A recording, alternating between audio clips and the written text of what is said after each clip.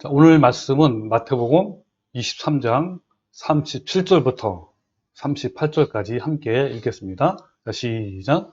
예루살렘아, 예루살렘아, 선자들을 죽이고 내게 파송된 자들을 돌로 치는 자여, 암탉이 그 새끼를 날개 아래 모음같이 내가 내 자녀를 모래한 일이 몇 번이더냐. 그러나 너희가 원하지 아니하였도다. 보라, 너희 집이 황폐하여 버려진 바 되리라. 아멘. 자, 오늘 이 말씀 가지고 같이 함께 나눌 건데, 오늘 주제의 말씀이 제가 준비했습니다. 지하교회를 준비하라 라는 주제로 오늘 알아볼 건데요. 제가 정말 존경하는 목사님이 지하교회를 준비하기 위해서 모든 온라인 사역을 다 마치고 이렇게 정말 믿을 수 있는 그 성도끼리만 모여서 같이 공동체 생활을 하기 위해서 준비하고 있습니다. 그런 만큼 아마 마지막 때 가까우지 않았나라는 그 생각으로 이렇게 준비를 하신 것 같아요. 자, 우리도 그런 생각을 갖고 지하교를 준비하라라는 제목으로 알아볼 것입니다. 오늘은 마태복음 23장 마지막 말씀이에요. 우리가 지금까지 약 11번 정도 히브리서 11장 믿음의 선진들과 또 마태복음 23장의 종교꾼들을 서로 비교하면서 또 분석하면서 대비해 보는 시간을 가졌습니다. 여러분 올바른 그 신앙을 정립하는데 많은 도움이 되셨겠죠? 그런 걸로 알고 있습니다. 이런 예수님 당시에도 그렇지만 오늘날에도 이 종교꾼들과 맹신도들의 정체를 바로 알아야 믿음과 신앙을 올바르게 지킬 수가 있는 거예요. 특히 오늘날 종교꾼들을 분별하지 못하면 함께 구덩이에 빠질 수밖에 없습니다. 여러분의 영혼의 문제를 종교꾼들에게 맡기지 마십시오.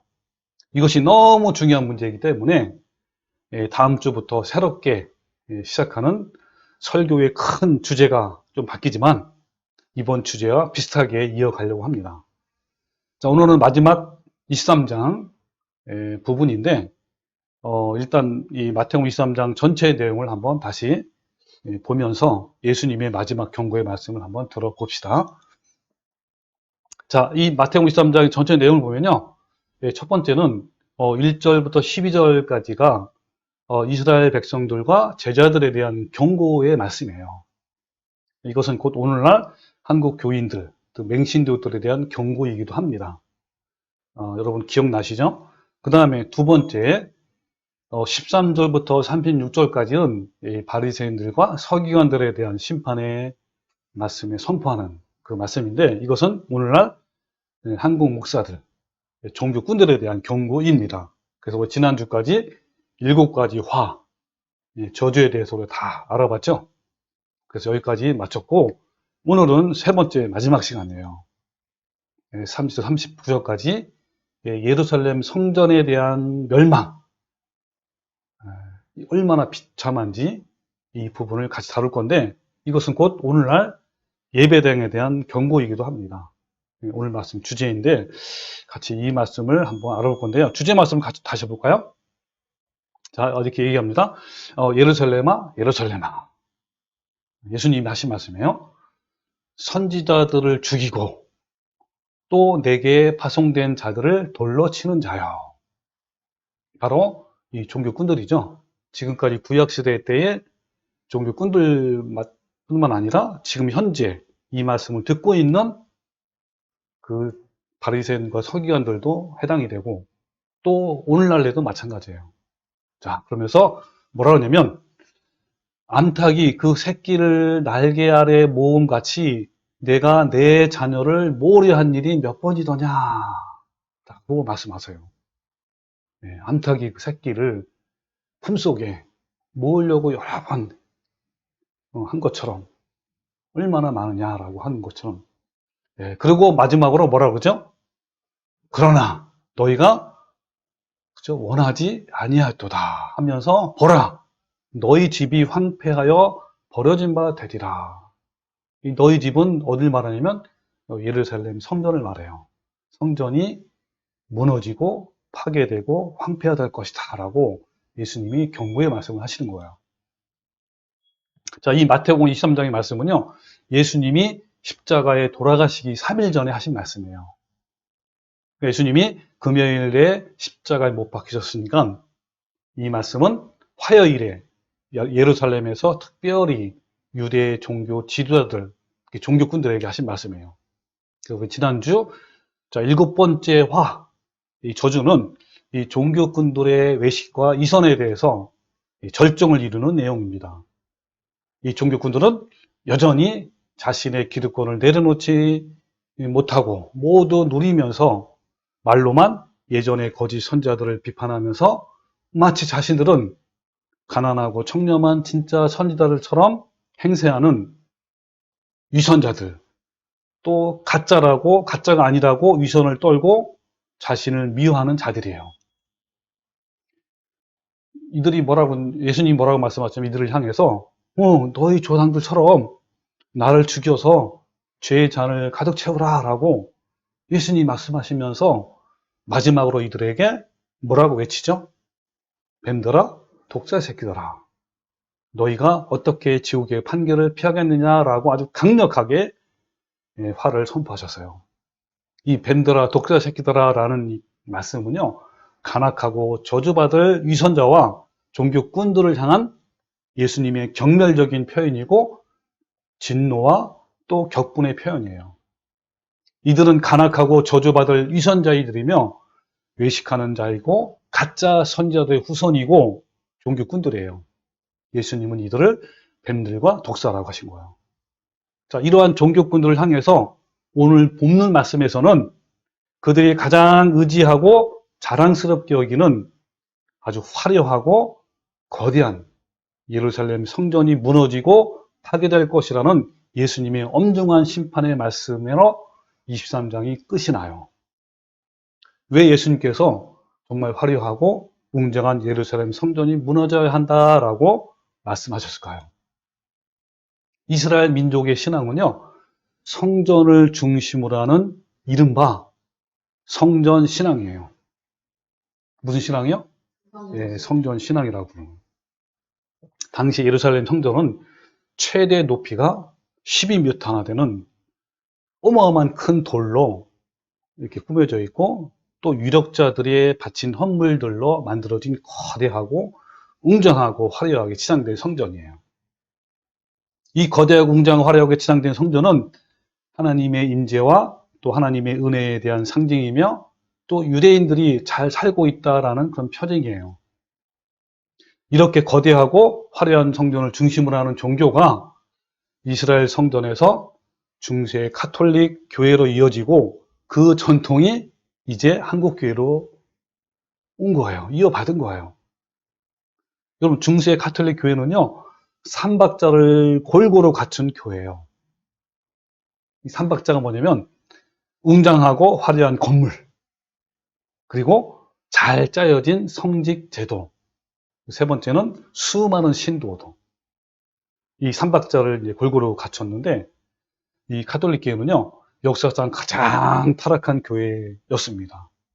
그런데 불행하게도 오늘날 한국 교회의 대형 교회는 중세 교회보다 더 타락한 교회예요. 우리는 구약 성경에서 하나님께서 솔로몬에게 성전을 지으라고 하신 것과 또 하나님 자신이 그 성전에 임재하셨다라는 것을 우리가 알고 있죠. 구약 시대에 성전을 세우신 하나님의 목적, 의도는 뭐였냐면 이스라엘 백성이 성전에서 이 동물 희생 제사를 드렸어요. 그죠?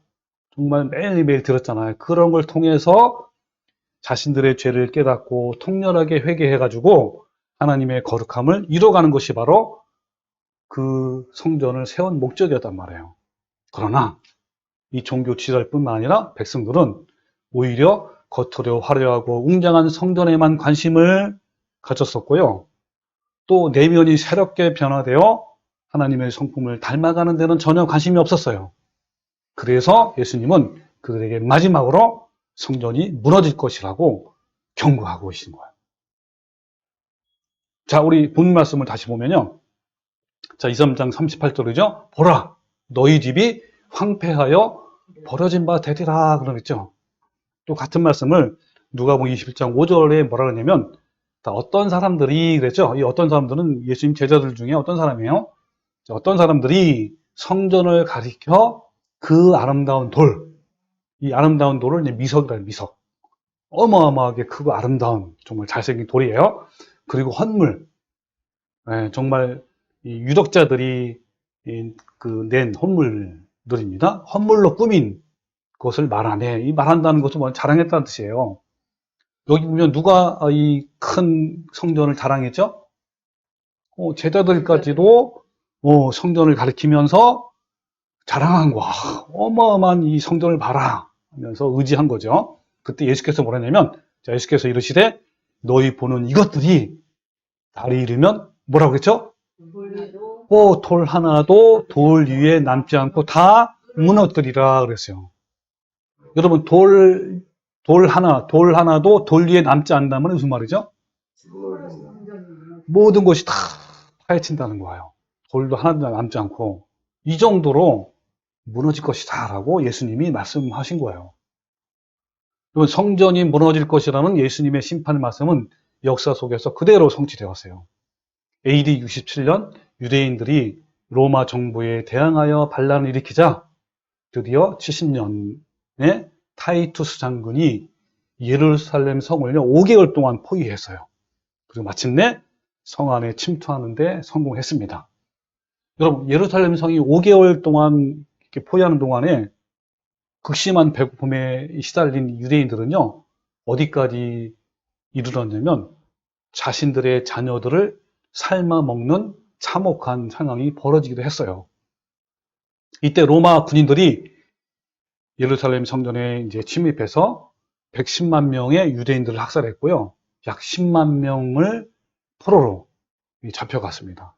그리고 이후로 이스라엘은 나라를 잃어버리고 2000년 동안 전 세계로 흩어져서 고난의 삶을 살았어요. 이제 성전의 시체이신 예수님이 오심으로 더 이상 건물로 상징하는 성전은 의미가 없어졌습니다. 또 성령님도 그 성전 안에 계시지 않아요.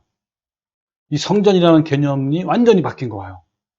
자, 그 말씀이 성경에 나와 있는데, 자, 요한복음 2장 19절에 이런 말씀이 있어요. 자, 예수께서 대답하여 이르시되 너희가 이 성전을 헐라 내가 사흘 동안에 일으키리라 라고 이제 유대인들한테 얘기한 거예요. 아니, 어떻게 사흘 만에 성전을 세우겠어요? 몇백 년 동안 세운 건데 이 성전이. 그러니까 막 너무 화난 거야. 아니, 도대체 네가 뭔데? 하면서 이럴 때 예수님이 뭐냐면 이렇게 얘기하는 거예요. 자, 예수는 성전된 자기 육체를 가리켜 말씀하신 것이라. 그러니까 자기 성전이 예수님이에요. 예수님은 성전이란 말이에요. 예수님이 어때요? 이제 십자가에 죽고 며칠 만에 부활하시죠? 3일 만에 부활한다는 것을 말씀하신 거란 말이에요. 그러니까 예수님이 성전이에요. 그래서 또 고전 3장 10절에 뭐냐면 이번에는 너희는 그랬어요. 너희는 그렇죠. 너희가 하나님의 성전인 것과 그랬죠. 이 너희는 뭐냐면 공동체란 말, 교회. 너네 교회 공동체가 뭐라고요? 하나님의 성전이래요. 그리고 하나님의 성령이 너희 안에 계시는 것을 알지 못하느냐? 그러니까 이 공동체 안에 공동체가 바로 성전이고, 그리고 그 안에 누가 계신 거예요? 성령님이 계신 거란 말이에요. 그러면서 동시에 우리 각 개인도 성전이에요. 여러분 개개인 하나가 다 뭐라고요? 성전이고 또 이 공동체도 성전인 거예요. 그러면서 누구든지 하나님의 성전을 더럽히면, 그러니까 공동체를 더럽히면, 또는 우리 각 개인이 성전으로서 그죠? 더럽히면 그런 거예요. 하나님이 그 사람을 어떻게 한다고요? 멸하시리라. 하나님의 성전은 거룩하니 너희도 거룩한지라. 자, 그러면 예수님도 성전이시고 그리고 우리도 성전 아니에요, 그죠? 요것을 한꺼번에 표현한 말씀이 에베소 2장 말씀이에요. 20절에 자, 너희는 바로 교회 공동체를 말해요. 사도들과 선지자들 터위에 세우심을 입은 자라. 그리스도 예수께서 친히 모퉁이 돌이 되셨느니라. 자, 성전이라, 우리 성전이에요. 성전인데 예수님이 모퉁이 돌이 되신 거예요. 성전에서 역할이. 그러면서 그의 안에서 모퉁이 돌이신 예수님 안에서 건물마다 서로 연결하며 주 안에서 성전이 되어가고 너희도 성령 안에서 하나님이 거하실 처소가 되기 위하여 그리스도 예수 안에서 함께 지어져가 아니라. 그러니까 예수님을 중심으로, 그죠? 이 모퉁이 뚫이신 예수님을 중심으로 우리도 하나하나 벽돌이, 여러분 하나가 벽돌이에요. 벽돌이 지어지는 것처럼 지어져 가는 거예요. 연결되고. 그럼 모퉁이 뚫이 뭐길래 예수님은 모퉁이 뚫을 했을까요? 예, 그 성제가 찾아왔습니다. 이 모퉁이 뚫은요, 성전을 지을 때 아래 지지대를 말하는데 모퉁이 돌이 없으면요, 성전을 아무리 이쁘고 멋지게 지어도요, 바람이 불고 비가 오면 바로 무너져 버릴 정도로 바로 중심이 되는 돌을 말하는 거예요. 이 모퉁이 돌 위에 또 막 쌓이고 연결되고 세워지는 것으로 성전이 되어가는 것을 곧 뭐야? 예수님 중심으로 세워지는 공동체, 이 교회를 말하는 거예요. 그러니까 어때요? 예수님도 성전이시고 우리도 성전인 거 같이 지어져 가기 때문에. 이해되시죠? 이런 개념으로 바뀐 거예요. 그래서 예수님이 어떻게 했다는 거야? 그 예를 들면 성전을 파괴할 수밖에 없어요. 무너뜨린 거란 말이에요. 이제 성전의 실체이신 예수님이 오심으로 더 이상 건물의 성전은 의미가 없어졌고 성령님도 건물로 된 성전에 거하지 않으시는 거예요. 이제 건물로 나타낸 성전, 즉 예배당은 진짜 성전인 성도들이 모이는 장소에 불과하기 때문에 큰 의미가 없어요. 성경에서 교회라는 뭡니까? 바른 진리 안에서 모이는 회중들의 모임을 가리키는 거예요. 그래서 초대교회는요, 이 진리를 믿었기 때문에 결코 건물로 되는 성전을 지을 필요가 있어 없어요? 없어요. 짓지 않았어요. 따라 초대교회는요, 성전 건축을 하기 위해서 돈 모으기 운동이나 성전 건축 헌금 등 강압적인 사역을 하는데 시간을 보내지 않았단 말이에요. 그럴 필요가 없어요. 신약 시대부터 성도들이 성전이기 때문에 큰 건물로 되어 있는 성전이나 예배당이 필요하지 않아요. 그들은 때로는 어때요? 집에서 모이기도 하고 들이나 산이나 그런 데 모여서 공적인 예배를 하기도 했습니다. 핍박이 심한 그런 시기에는 카타콤이라는 동굴에 숨어서 모이기도 했어요. 왜? 성도들이 모이는 곳이 곧 성전이요 교회이기 때문인 거예요. 그런데 교회가 언제부터 이렇게 대형화됐느냐? 바로 콘스탄틴 황제가 통치할 때 정치적 권력이 생겨나고 그 권력을 더 확장시키기 위해서 이교도의 풍습을 따라 정교한 건물 양식과 또 비싸고 큰 건물을 짓기 시작하였고 그것이 오늘날 개신교 건물까지 이어져 온 거예요. 중세의 로마 가톨릭 교회를 한마디로 정의하면요, 삽질교회예요. 이 삽질교회가 어떤 의미인지 아세요? 네, 그냥 삽질만 하는 교회, 즉 다시 말하면 교회당 건축을 최고의 목표로 삼는 거. 그래서 그들은요, 건축에 모든 공을 쏟아부었어요. 이러한 사상이 사람들의 마음속을 지배해왔기 때문에 지금도 교회라고 하면요, 대부분 교인들이 큰 건물을 의미하게 돼요. 우리 교회 보라고 하면서 자랑한단 말이에요. 여러분, 한국 교회사를 살펴보면요, 교회 출석 인원이 조금만 늘어나도 뭐부터 생각하는지 아세요? 뭐를 하려고? 그렇죠. 먼저 예배당을 건축하는데 혈안이 되어 있어요. 아직까지도 한국 교회는 삽질 종교에서 벗어나지 못하고 있어요. 다음 기사를 제가 한번 보여드릴게요. 어떤 기사냐면 한국 교회가 얼마나 삽질 교회인가를 알 수 있는 그런 자료입니다. 여기 보면 뉴스앤조이라는 매스컴인데요. 제목이 건물이 목회하는 교회, 또 그 밑에는 한국교회 대형화의 그늘이라는, 이게 2013년도에 쓰인 글이에요. 신성남 이분이 이제 지은 글인데 굉장히 길어요. 이 기사 쭉 읽어보니까. 길어서 내가 어떻게 했다고? 간단하게 간략해서 이렇게 정리해서 여러분께 보여드리는 거예요.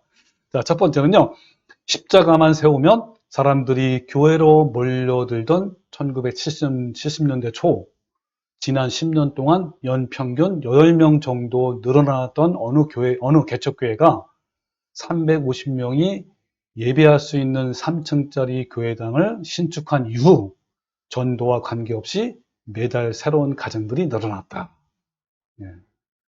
그리고 이런 시대적 분위기 속에서 인근의 한 젊은 목사가 자신의 집을 팔아 건축 헌금을 하면서 교인들에게 건축에 동참할 것을 호소하니 그 효과가 매우 좋았던지 이런 통 큰 건축 결과 교세가 급성장하여 지역에서 주도적인 대형 교회가 되었으며 그 무명의 목사는 꾸준히 신분 상승을 하여 나중에 언론에 뇌물 시비까지 일으켰으나 교단과 기독교 단체의 요직을 여러 번 차지해 거물급 인사가 되었으며 평소 행적대로 아들에게 담임직을 세습하였으며 이런 역량으로 각 교단과 신학교, 기독교 단체마다 부정 논란이 일어났다. 이렇게 된 거죠.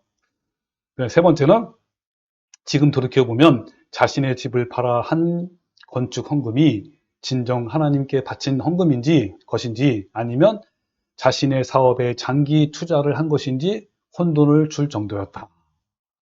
또 대전 지역의 어느 교회는 교인 수에 비해 너무 거대한 교회당을 지어 염려했으나 후일 오히려 큰 득을 보았으며 또 서울 구로구의 한 개척교회 역시 목사가 자비로 아담한 교회당을 짓고 목회를 시작한 이후 교인 수가 빠르게 증가했다.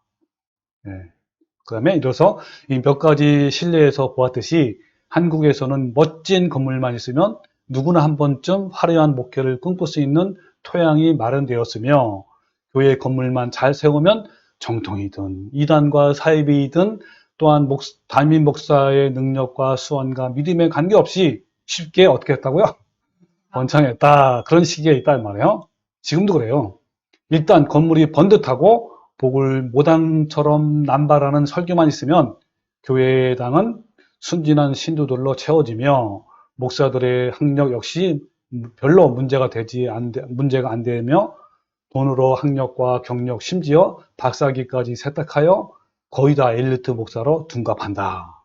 이런 분위기에서 보통 목회자들은 교회 건축과 증축의 유혹에 빠진 결과 교회 재정이 선교와 구제에 제대로 쓰이지 못하고 은행 대출과 이자 갚는 데 소모되며 과도한 비용 부담으로 파산하여 교회당을 파는 일이 점차 증가했다. 다른 곳으로 이사하는 신도들은 이렇게 여러분 이사를 많이 가잖아요. 옛날에 신도 생기면 어마어마한 이주가 생기잖아요. 근데 그때 이 성도들이죠. 이 교인들은 피곤한 개척교회나 평범한 중소형 교회를 기피하고 좋은 시설과 다양한 프로그램을 갖춘 대형 교회를 선호함으로 인해 현재 한국 기독교인의 과반수 이상이 불과 1%도 안 되는 극소수의 중대형 교회에 출석한다. 그러니까 여러분 그 뭐죠? 그 대형마트가 생기면 동네에 그 슈퍼마켓이 전부 다 없어지는 것처럼 그렇다는 거예요. 그 다음에 중대형 교회의 귀족 목회자들의 권력 확장 요구에 따른 암세포와 같은 무한 증식을 통해 저절로 작은 교회들로부터의 양도둑질이 행해지며, 그 얘기네, 그죠? 마치 대형마트가 생기면 동네 구멍가게가 망하는 것처럼 교회당 건축을 독려하고 신도들의 신앙적 열정을 자극하며 교회당을 복받는 장소로 각인시키기 위해 성전, 제사, 제사장, 제단이라는 사이비 수준의 반성경적인 용어를 의도적으로 사용한다. 그러니까 구약시대에 일어나는 성전, 또 제사, 뭐 제사장, 제단, 이게 전부 다 구약에 있었는 거. 이런 걸 사용하는 거야, 말을. 오늘날 이단과 사이비보다 더욱 심각한 것은 소위 정통이라는 교회들이 변질되어 진리를 왜곡함으로 교회를 기복화, 종교화, 상업화하고 있다. 결론, 거대한 궁전을 세우고 안망한 제국이 없고 화려한 성전을 짓고 타락하지 않는 교회가 없다. 그리고 그 밑에는 영화 쿼바디스에 나오는 그 내용을 이제 살펴봤습니다. 그리스도의 몸된 교회가 로마로 가서 제도가 되었고 유럽으로 가서 문화가 되었고 마침내 미국으로 가서 기업이 되었다. 여기까지 끝인데 이제 한 가지 더 붙이자면 뭡니까? 한국으로 와서는 뭐가 되었어요? 대기업이 되었다라고 이렇게 이야기를 하고 있습니다. 여러분 그때나 이때나 이 건물을 중요시하는 신앙은 변하지 않았어요. 이 건물의 웅장함이 곧 신앙이 된 거예요. 큰 건물과 화려한 건물은 이스라엘에게는 신앙의 상징이었어요. 아까인 것처럼 예수님의 제자들까지도 성전의 웅장함을 자랑했습니다.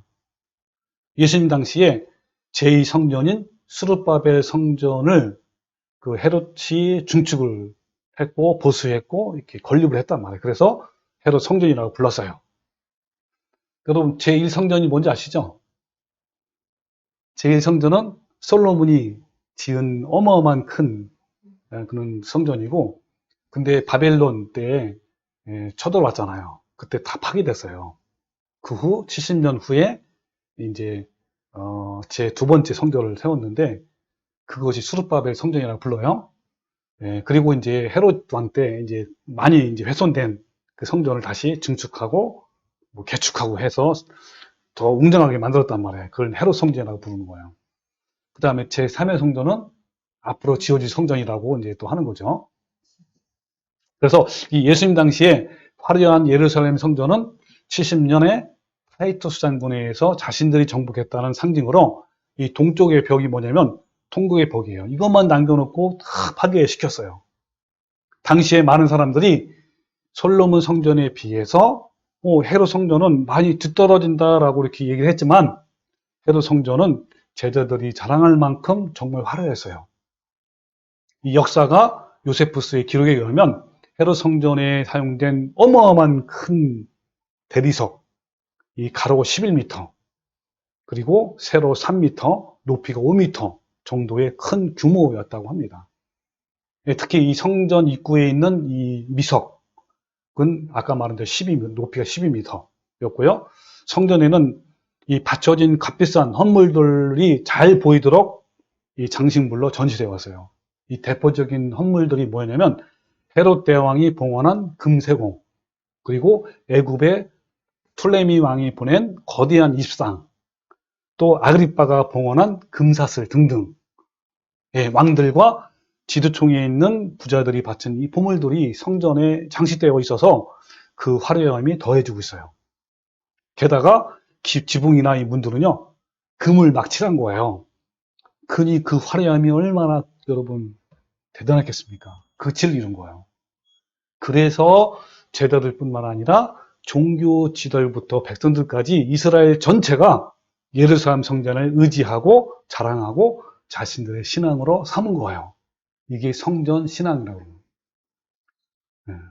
그럼 하나님은요, 이스라엘 백성이 성전에서 제사를 드리면서 자신들이 죄인임을 깨닫고 회개해서 새롭게 변화되는 삶을 원해서 성전을 그들에게 주신 거예요. 지으라고. 그리고 하나님이 성전과 제단을 만들 때 다듬지 말고 그냥 돌돌로 해라. 즉 다시 말하면 아름답게 꾸미지 말고 지으라고 그랬어요. 근데 그들은요, 돌들을 멋지게 다듬고 성전을 크고 화려하게 치장만 하기에 바쁜 거예요. 성전을 크게 짓고 화려하게 꾸미는 것이 하나님께 영광을 돌리는 것이라고 생각한 거예요. 그래서 예수님은 그들이 자신들의 내면과 속사람을 올바르게 보기 위해서는 그들의 자랑거리인 성전을 반드시 무너져야 할 것을 오늘 본문 말씀을 통해서 하신 내용이에요. 그들이 올바른 복음으로 돌아오려면 바로 그 성전 신앙이 무너져야 하는 거예요. 성도들의 참신앙의 회복과 신앙 성숙을 위해서는 큰 건물이 곧 신앙이고 믿음이고 교회라는 생각과 그 사상이, 그 믿음이 무너져야 하는 거예요. 예수님은 신앙을 가지고 있었던 그들에게 누가복음 21장에서 아까 얘기한 대로 어떻게 말씀하셨냐면, 자, 너희 보는 이것들이 날이 되면 돌 하나 위에 남지 않고 다 무너질 것이다 라고 예수님이 말씀하신 거란 말이에요. 성전 신앙을 가지고 있는 유대인들에게 하나님께서는 로마를 사용해서 그들이 믿고 따르고 자랑했던 성전을 완전히 무너뜨렸어요. 그들의 잘못된 신앙을 바로잡기 위해서 돌 위에 돌 하나도 남지 않고 무너져야만 했단 말이에요. 근데 이것이 그대로 역사 속에서 이루어졌어요. 어떠냐면 아까 로마 그 타이투스 장군에 의해서 이제 예루살렘 성전이 파괴됐잖아요. 파괴됐는데 어떻게 했냐면 그때 성전을 세운 돌과 돌 사이에 금판을 넣었다는 소문을 퍼뜨린 거야, 누군가. 그 소문이 막 돌자 그 금판을 빼내기 위해서 어때요? 로마의 장군들이, 군인들이 막 돌을 파헤친 거예요. 그러니까 밑바닥까지 파헤친 거야, 다. 응, 물론 거기에는 금판이 없었지만 이로써 하나님의 말씀인 돌 위에 돌 하나 남지 않고 라는 말씀이 그대로 이루어진 거예요.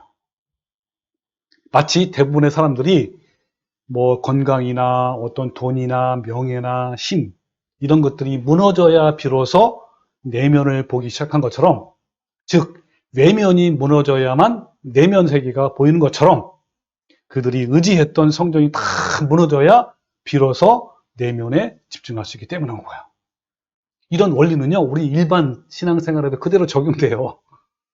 뭐냐면 마찬가지로 여러분의 내면을 새롭게 변화시키기 위해서요, 하나님은 우리가 의지하고 자랑스럽게 여기는 외면의 것들, 이것들을요 무너뜨리세요. 어떤 것들이 있을까요? 뭐 우리가 가지고 있는 재물, 그 다음에 뭐 건강, 명성, 성공, 출세 이런 걸 무너뜨린단 말이에요. 그럴 때 여러분은요 실망하거나 좌절하지 마시고, 아, 예수님이 나의 내면을 더 성숙하게 해서 이렇게 하신 거구나 라고 생각하면서 감사하고 기뻐하는 거예요. 자, 오늘 본 말씀을 다시 한번 봅시다.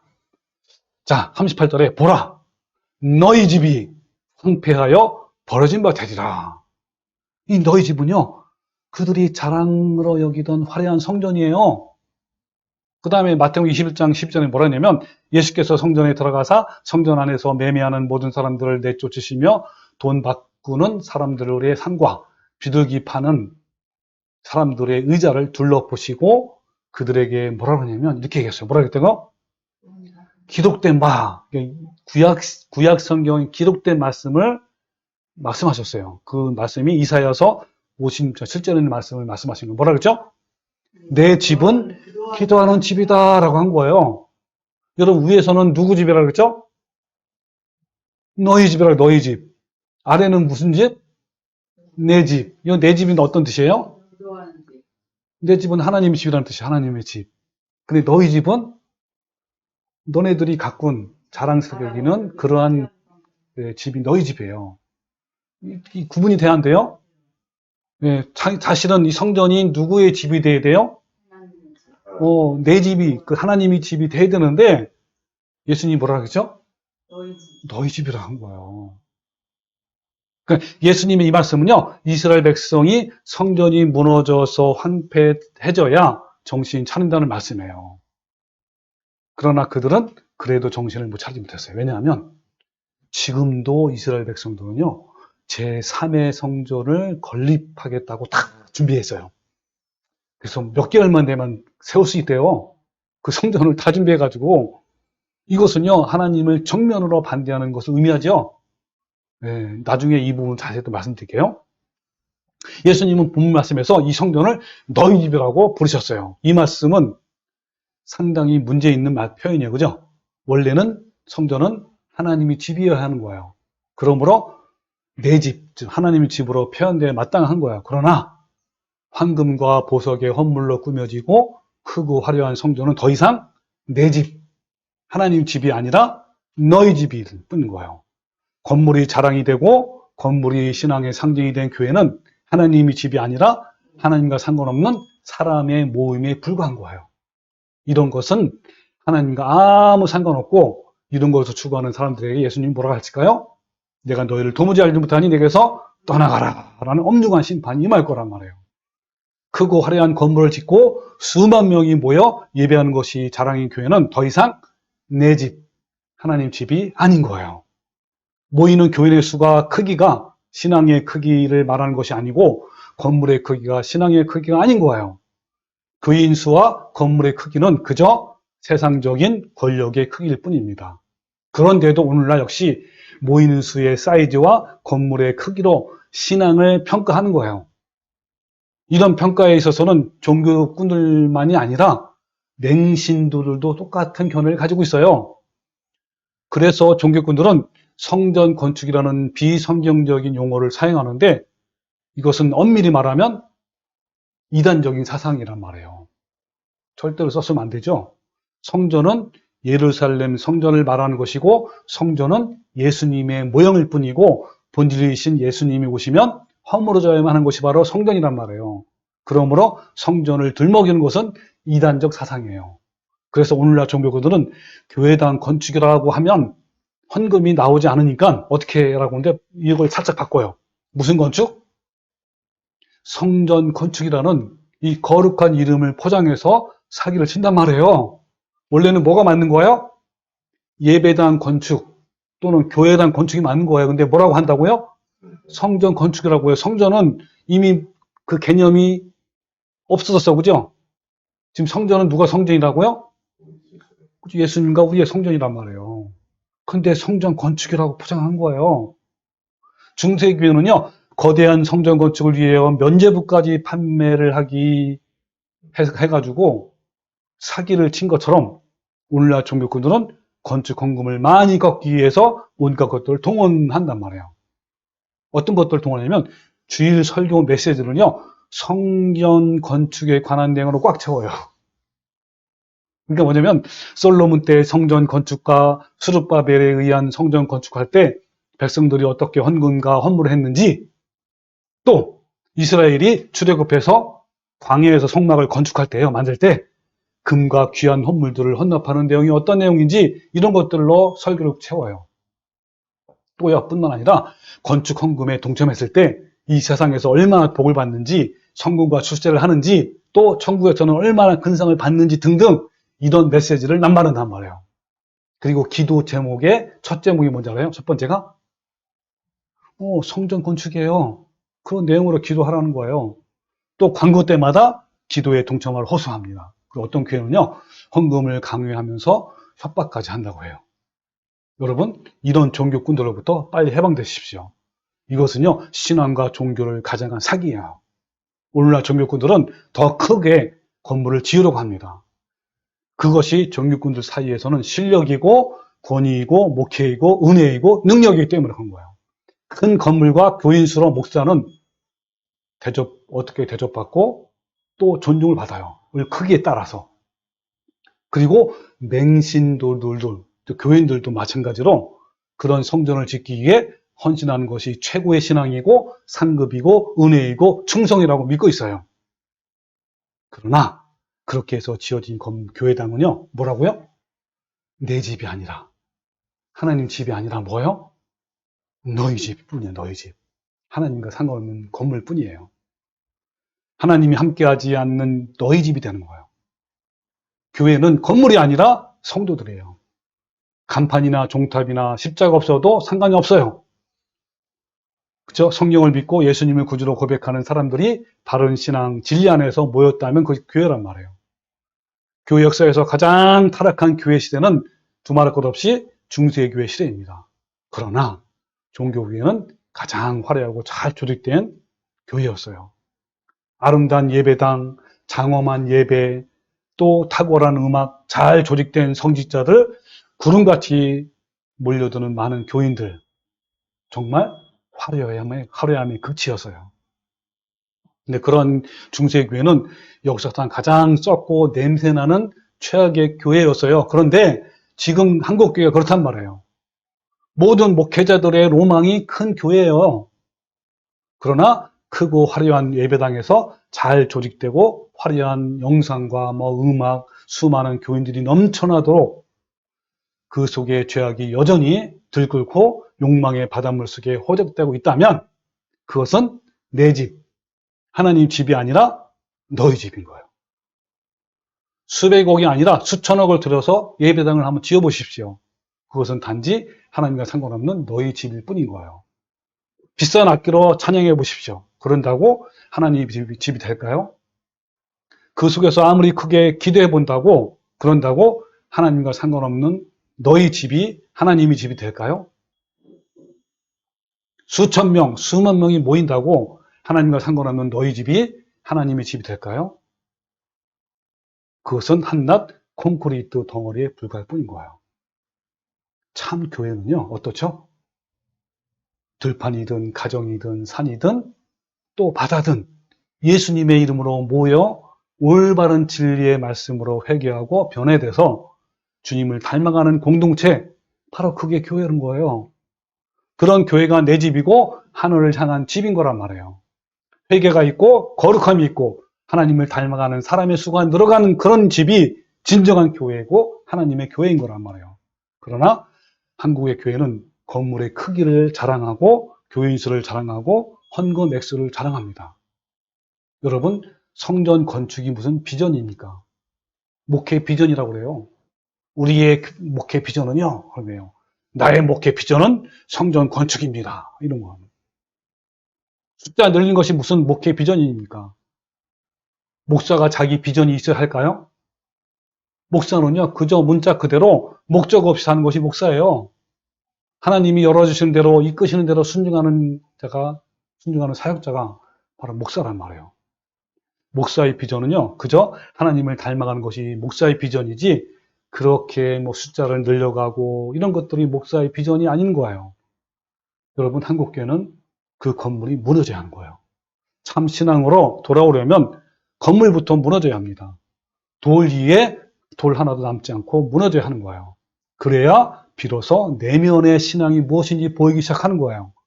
신앙은 화려한 건물을 지어 들어가는 것이 아니라 하나님 품으로 들어가는 것이라고 오늘 본문 말씀에 예수님이 말씀하셨어요. 자, 볼까요? 예루살렘아 예루살렘아 선지자를 죽이고 내게 파송한 자들을 돌로 치는 자여 하면서 뭐라고요? 암탉이 그 새끼를 날개 아래 모음같이 내가 내 자녀를 모래하는 일이 몇 번이더냐라고 예수님이 말씀하고 있습니다. 여기서 암탉과 새끼를 비유하고 있죠. 이 암탉은 뭘 말하는 거죠? 그렇죠. 하나님 말씀하는 거. 그 새끼들은 바로 이스라엘 백성, 또 우리들이에요. 우리들. 믿는 자들이란 말이에요. 암탉이 날개 아래에 모은 품속으로 모은 것은 그렇죠. 암탉을 닮아갈 수 있도록 도우는 거예요. 그러니까 뭐죠? 하나님의 본성, 신의 범성을 닮아갈 수 있도록 도우는 이런 관계를 통해서 우리는 자꾸 어디로 들어가야 돼요? 그렇죠. 암탉인 하나님의 품속으로 날마다 들어가서 부르짖고 또 날마다 교제하고 그 안에 살 때 어떻게 된다는 겁니까? 아름다운 신의 성품으로 바뀐단 말이에요. 하나님께서는 비유하시기를 하나님 암탉이고 너희는 병아리라고 하셨어요. 병아리는 암탉 품속으로 들어가야 하는 거예요. 암탉의 품속에서 자라고 성장해서 마침내 병아리는 암탉을 닮아가야 하는 그런 것처럼 그런 거예요. 여러분, 신앙은 화려하게 꾸민 것도 아니고 건물을 위해 헌신하는 것도 아닙니다.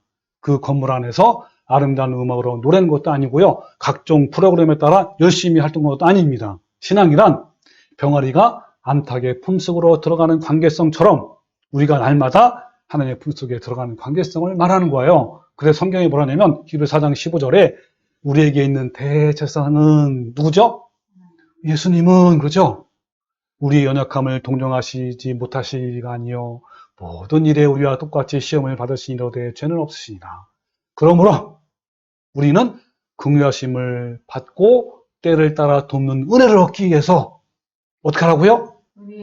네, 은혜의 보좌 앞에 단단히 나가라. 하나님의 품속으로 들어가라. 그런 거예요. 여러분, 하나님의 은혜의 보좌, 그 은혜의 품속으로 한번 여러분 들어가십시오. 아멘. 아멘입니까? 아멘. 네, 여러분 그렇게 하는 거예요. 그래서 여러분이 하나님의 품속에서 예수님이 하나님이 원하시는 그 성품으로 자라나야 한 겁니다. 암탉이 하나님의 암탉이라면 신앙인은 그분의 품속에 있는 뭐 해야 되는 거예요? 병아리여야 하는 거예요. 암탉을 담는 병아리가 되는 신앙이 진짜 신앙입니다. 시간이 흐르면서 점점 암탉을 닮은 존재가 되는 그런 사람이 진짜 뭐라고요? 신앙인 거예요. 그래서 성경에 또 뭐라 그러냐면 베드로서 1장 4절 이런 말씀이 있어요. 잘 아시는 말씀이에요. 이로써 그 보배롭고 지극히 큰 약속을 우리에게 주사 신성한 성품에 참여하는 자가 되라 그랬어요. 옛날 성경에는 신의 성품에 참여하는 자가 되라. 그럼 신의 성품에 참여하는 자가 뭐냐면 너의 믿음의 덕을 덕의 지식을 지식의 절제를 절제의 인내를 인내의 경건을 또 경건의 형제 우애를 형제 우애의 사랑을 더하라. 이게 바로 우리 내면의 주님의 이 품성을 담는 거 아닙니까? 이거예요. 이같이 하면 뭐라고요? 이같이 하면 그렇죠. 예, 영원한 그리스도 영원한 나라에 들어가면 넉넉히 너에게 주리라라고 이렇게 말씀하신 거예요. 아멘입니까? 아멘. 네. 여러분, 한국교회는 너무 멀리 온 것 같아요. 교회당 중심의 신앙 자체가 잘못된 것입니다. 참된 교회는 건물이 아니고 우리 자신들이에요. 그때 한국교회는 삽질하느라 모든 힘을 다 쏟아부었어요. 삽질이 신앙이 되었어요. 건물을 짓는데 헌신하는 것이 신앙의 척도가 되어버렸어요. 그러다 보니 신앙이란 우리의 내면에 집을 짓는 것이 아니라 집을 짓는 것이어야 되는데 이런 것도 배우지 못했어요. 신앙은 내면을 짓는 것인데 교회에 대한 건물을 짓느라 자신들을 돌아볼 여력이 없어요. 아니, 냉정히 말하자면 내면을 짓는 것이 신앙인지조차도 모른단 말이에요. 그러나 예수님과 세례 요한은 변변한 초막 하나 없는 야산이나 광야에서 일하셨어요. 사역했단 말이에요. 그리고 초대교회 초기에는 큰 건물이 아니라 어떻게 해요? 가정집이 교회당이었어요. 그래가지고요, 로마서 16장 5절에 보면 너희 집에 있는 교회에 문안하라. 어디에 있는 교회에? 집에 있는 교회에. 또 골로새서 4장 15절에는 눈바와 그 여자의 집에 있는 교회에 문안하고 그랬어요. 또 빌레몬서 2장에는 아키포와 내 집에 있는 교회에 편지하노니 그랬단 말이에요. 자, 어디 있다고요? 네, 집에 있다는 집에. 네, 집에 있단 말이에요. 그래서 초대교회부터 지금까지 우리 믿음의 사람들은 어디서 어떻게 공적 예배를 했습니까?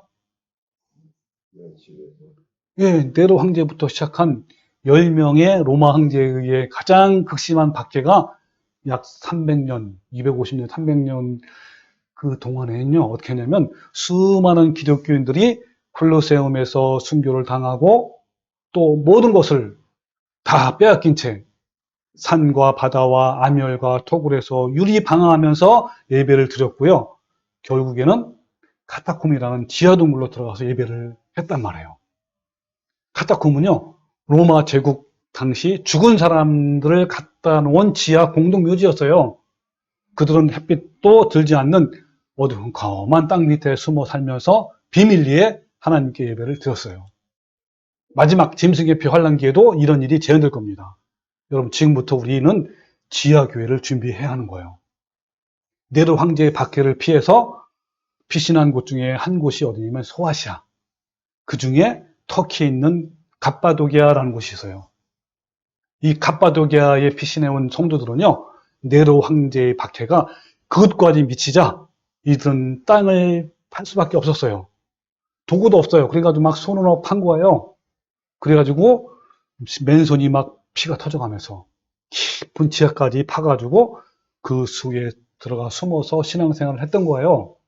이 성도들은요, 햇빛 하나 들지 않는 곳에서 세상과 단절된 채 살다간 믿음의 조상들이에요. 세상적으로 말하자면 어때? 이들은 아무 소망도 없는 비참한 마음이 남아있었어요. 땅속에 죽을 때까지 햇빛도 볼 수 없었고요. 먹을 것이 없어서 늘 굶주렸기 때문에 앙상한 뼈만 남아있는 상태에서 생명을 겨우 이어가는 그런 비참한 상황이었단 말이에요. 그러나 이들에게 이런 비참한 환경에도 그죠? 굉장히 불편했어요. 그렇지만 크게 개의치 않았고 오히려 살아있는 소망을 인해 오래 참을 수 있었고 마음의 평화가 있어서 오히려 눈빛이요 반짝반짝 빛이 났대요. 그 어두움 속에서 마치 고양이 눈이 반짝반짝 빛나는 것처럼 빛났단 말이에요. 여러분, 이 소망 때문에 그들은 그곳에서 하나둘씩 그렇게 육신이 죽어갔지만 기쁨으로 찬송하면서 죽음을 맞이할 수 있었습니다. 자, 그렇다면 중세기 1000년 동안 로마 가톨릭 교회가 웅장하고 화려한 곳에서 종교 행위를 할 때 참 성도들은 어떻게 했을까요? 예, 이들은요 변변한 건물도 없어요. 그저 집에서, 마구간에서, 산속에서, 동굴에서 도망 다니면서 공적인 예배를 드렸단 말이에요. 여러분, 지금 북한 성도들, 그리고요 이슬람 국가에서 예배하는 성도들, 그리고 공산국가나 독재국가에서 믿음을 지키는 성도는 어떨까요? 또한 우리가 앞으로 미래에 닥칠 마지막 환란 때는 어떨까요? 겉으로 드러난 화려하고 웅장한 건물이 아니라 공비판과 배고픔으로 숨어 다니면서 지하교회에 있을 거예요. 여러분, 이제 다가올 짐승의 예배 환란기에는요, 지상에서 버젓이 교회 간판을 걸고 모일 수가 없어요. 진짜 교회는 아무도 모르게 숨어서 공적인 예배를 드려야 합니다. 이때 성전 신앙을 갖고 있는 대부분 교회는 아마도 적그리스도인 가톨릭 교황권과 연합해서 버젓이 지상의 큰 교회당을 자랑으로 하고 의지하는 그런 그런 교회가 될 겁니다. 그러나 짐승의 표, 즉 짐승의 계명이나 교례를 받지 아니하는 하나님의 공동체는 큰 박해를 피해서 지하로 숨어 다니면서 그렇게 예배를 볼 거예요. 마지막 환란 때 이 종교꾼들과 맹신들은 큰 예배당에서 공적 예배를 마음대로 할 수 있지만 진짜 교회는 소수 인원의 가족 단위로 지하에 숨어 들어가야만 되는 거예요. 여러분, 앞으로 이런 마지막 환란 때가 오면요, 여러 명이 모일 수가 없어요. 기껏 모여야 한 가정, 두 가정, 세 가정 이렇게 모여야 여러분 남의 눈에 비추지 않고, 그죠? 이렇게 숨어 지낼 수 있단 말이에요. 조그만 인원이 많아도요, 금방 들통난단 말이에요. 우리도 여러분 지금부터 지하교회를 준비합시다. 그래서 오늘부터 2부 예배에서 한 달에 2번 지하교회를 준비하라 라는 주제로 우리 교회 두 자매님이 메시지를 전할 거예요. 특히 오늘날 박해를 받고 있는 국가, 어떤 나라 있죠? 북한이나 공산국가, 이슬람 국가 등 이런 데에서 어떤 핍박을 받고 있는지, 어떻게 예배하고 신앙을 지키는지, 또 지하교회를 어떻게 하고 있는지 알아보려고 하는 거예요. 이들의 생생한 경험을 통해서 우리도 앞으로 대환란기에 어떻게 지하교회를 준비하는지를 같이 알아봅시다. 여러분 많이 기대됩니까? 네, 기대하십시오. 네, 여러분 웅장한 예루살렘 성전도요, 그리고 중세기 때 화려한 유럽 교회들은 지금 어떻게 되는지 아십니까? 공륜 같던 헤롯 선동과 유럽의 교회들은 다 무너졌어요. 또 이스탄불의 거대한 성소피아 성당은 관광용 박물관이 되었고요. 또 화려하고 거대한 유럽 교회들은 대부분 지금 현재 호텔이나 식당이나 상가, 술집, 나이트 클럽으로 바뀌었어요. 역사 속에서 시간과 돈, 그리고 정열을 다해 쏟아 부었던 중세의 건물 신앙은요, 이처럼 다 삽질로 끝나는 것이 역사가 이미 증명했단 말이에요. 그 정열과 시간과 에너지를요, 내면의 집을 짓는 데 쏟았으면 얼마나 좋았을까요? 그리스도를 닮아가는 것이, 또 자기를 쳐서 복종하는 것이, 또 성령의 열매가 맺히는 것이 이 세상을 나그네와 외국으로 사는 것이 바로 뭐라고요? 참 신앙인 거예요. 여러분, 외적인 것과 외적인 종교 행위와 의식에서 자유함을 누리십시오. 진리를 알지니 진리가 너희를 자유게 하리라 라고 예수님이 말씀하셨어요. 여러분, 진리를 모르면 내면의 성숙보다 자꾸만 외적인 것에 매달리게 되어가지고요, 외형적인 것에 치중하게 되고 그것에 얽매이기 쉬운 거예요. 종교꾼들은 종교 행위와 외형과 의식과 형식을 중요시하고 자랑하고 그 틀에 갇혀 있어요. 외적으로는 화려하고 거룩한 것 같지만 그 안에는 온갖 더럽고 추하고 가증한 것들이 가득 차 있단 말이에요. 여러분, 우리 모두 외형이 아니라 우리 내면이 주님의 사랑의 아름다운 열매가 풍성한 성도가 되시기를 주님의 이름으로 축원합니다.